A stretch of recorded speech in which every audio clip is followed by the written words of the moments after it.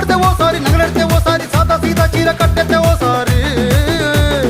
ఒళ్ళు ఇసుకుంటే ఓసారి ఓసారి ఇల్లు సిమ్ముతుంటే ఓసారి ఓసారి నీళ్లు తోడుతుంటే నిజంగా ఓసారి